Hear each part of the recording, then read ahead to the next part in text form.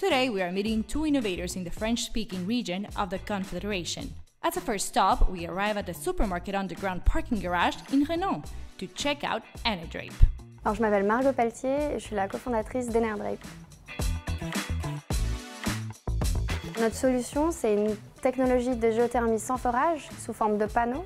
C'est des panneaux qu'on installe dans n'importe quel espace souterrain, comme un parking, qui va permettre de récupérer la chaleur souterraine et la ramener au bâtiment sous forme soit de chaud ou de froid décarboné et renouvelable. Par exemple, ce qui pourrait être intéressant pour nous, c'est d'inciter les propriétaires de bâtiments ou les constructeurs à vraiment utiliser leurs ressources souterraines, que ce soit dans le neuf ou dans l'existant.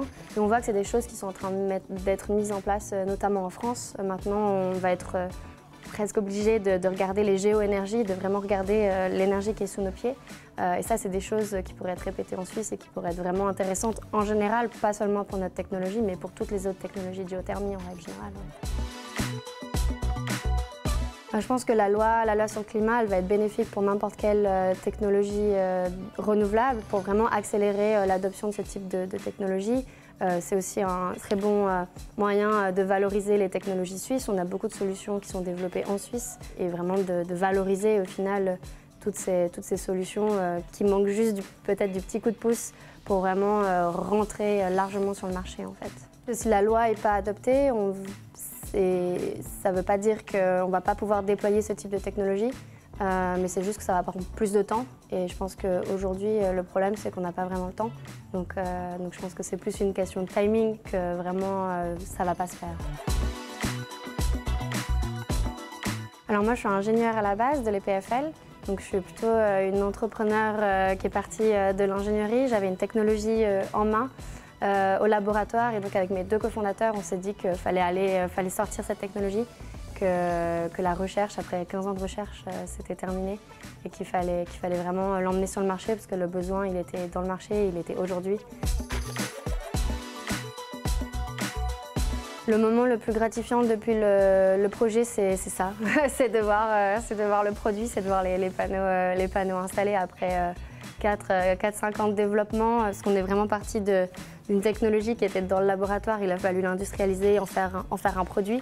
Et c'est vraiment ça le plus valorisant aujourd'hui, c'est concret. On a déjà fait une année d'exploitation du système dans un autre lieu qui a été un succès. Les performances ont été dépassées par rapport à ce qu'on attendait.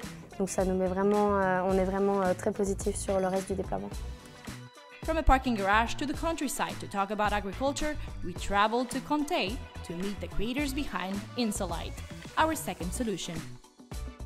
Bonjour, je m'appelle Laurent Coulot, je suis directeur et cofondateur d'Insolite.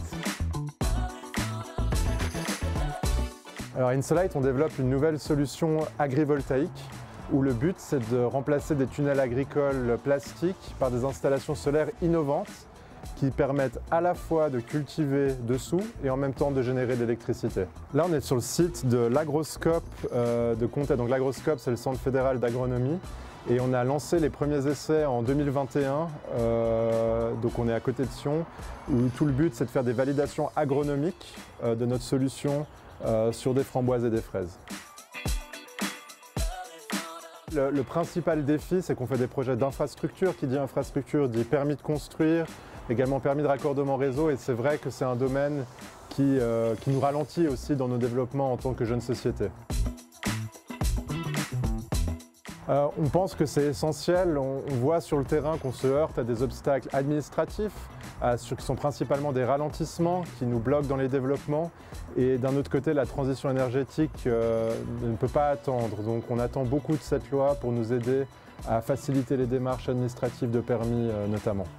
Il y a effectivement toute une dimension psychologique, c'est parfois un peu décourageant de se heurter sans arrêt à des obstacles qui viennent ni des clients, donc des utilisateurs, des producteurs maraîchers qui utilisent la solution, ni de ceux qui sont intéressés par l'énergie. Et finalement, ces blocages administratifs, quand on est une société en développement, ralentissent énormément le développement des infrastructures et donc nous empêchent peut-être d'atteindre plus vite une masse critique et d'atteindre plus vite un équilibre des comptes pour la société. Alors Insolite, c'est une aventure qu'on a commencée en 2015 avec Mathieu et Florian, mes deux cofondateurs. On est tous les trois issus de l'EPFL. Je dirais qu'on a, voilà, on est parti d'une idée de la feuille blanche, premier prototype, second prototype, l'industrialisation, tout ça a pris beaucoup de temps. Et finalement, au cours des années, on a renforcé l'équipe et là, on est prêt à déployer une solution d'échelle.